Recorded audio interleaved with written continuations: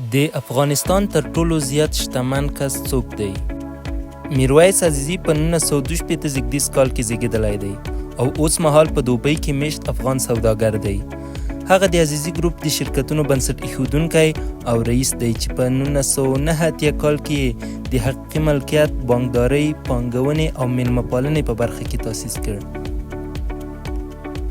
هغه د عزیزي بانک مشر هم دی چې په افغانستان کې تر ټولو لوی سوداګریز بانک دی چې په 2006 کال کې د 1.5 میلیونه ډالرو په برابر پانګې سره تاسیس کړ او تر دې دمه یې تر 80 میلیونه ډالرو پورې رسیدلی دی.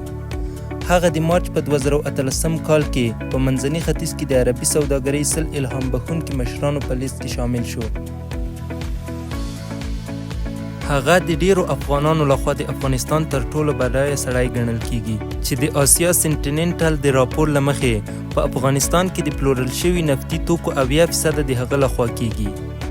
هغه د افغانستان د لغمان د عزیزي پښتنو په کورنۍ کې زیږېدلی چې د لوی خیشکي قوم فرعي قبیلې دي. د کابل پوهنتون څخه د حقوقو په برخه کې فارغ شوی دی. هغه په 1988 کال کې له افغانستان څخه ووته. په 2000 کال کې میر ویس عزیزي پرمختیایي موسسه جوړه کړه. په 2006 کال کې عزیزي بانک تاسیس کړ چې اوس په افغانستان کې تر ټولو لوی سوداګریز مالی بنسټ دی. هغه باختر بانک چې اوس د افغانستان اسلامي بانک په نامه یادیږي هم خپل کړ چې په افغانستان کې یو له چټکو وده کوونکو بانکونو څخه دی.